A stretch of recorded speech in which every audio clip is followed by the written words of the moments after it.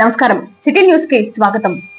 గాంధీ జయంతిని పురస్కరించుకొని వినుకొండ పురపాలక సంఘం ఆధ్వర్యంలో మహాత్మా గాంధీ నూతన విగ్రహ ఆవిష్కరణకు ఏర్పాట్లు చురుగ్గా సాగుతున్నాయి.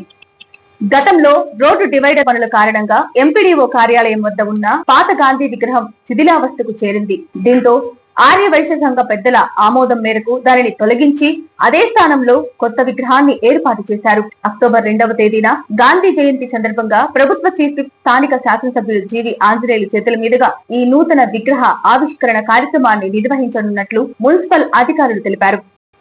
వినుకొండ పట్టణంలోని నర్సాపేట రోడ్డులో డివైడర్ పొడిగింపు నిర్మాణ పనులు సోమవారం అధికారులు ప్రారంభించారు. పొట్టి శ్రీరాములు విగ్రహం వద్ద మొదలై శివయ్య స్తూపం వరకు ఈ డివైడర్ ను పొడిగించనున్నారు. ఈ నిర్మాణంలో భాగంగా ఆ ప్రాంతంలోని రోడ్డుపై ప్రస్తుతం డ్రిల్లింగ్ పనులు మొదలుపెట్టారు. పట్టణంలో ట్రాఫిక్ ను క్రమబద్ధీకరించడానికి ఈ పొడిగింపు ఎంతగానో తోడ్పడుతుందని అధికారులు తెలిపారు.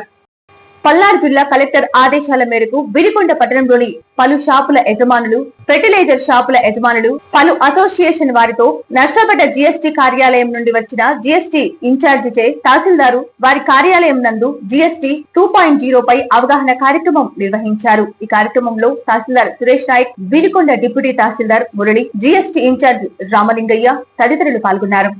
నూజెండ్ల మండలం రాముడుపాలెం తండా, పుచ్చనూతల గ్రామాల్లో ఎక్సైజ్ అధికారులు మంగళవారం ఆకస్మిక తనిఖీలు నిర్వహించారు. తండాలోని అనుమానాస్పద ప్రాంతాలను తనిఖీ చేసిన ఎక్సైజ్ సిబ్బంది తండా ప్రజలకు నాటుసారాయి వల్ల కలిగే ఆరోగ్య సమస్యలు, నష్టాలపై ప్రత్యేక అవగాహన కార్యక్రమం ఏర్పాటు చేశారు. ఈ కార్యక్రమంలో గ్రామ సర్పంచులు, గ్రామ పెద్దలు, ఎక్సైజ్ సిఐ దేవర శ్రీనివాసరావు సిబ్బంది పాల్గొన్నారు. సిటీ న్యూస్ ఇంతటితో సమాప్తం. తిరిగి రేపటి సిటీ న్యూస్ లో మళ్ళీ కలుద్దాం. అంతవరకు సెలవు. నమస్కారం.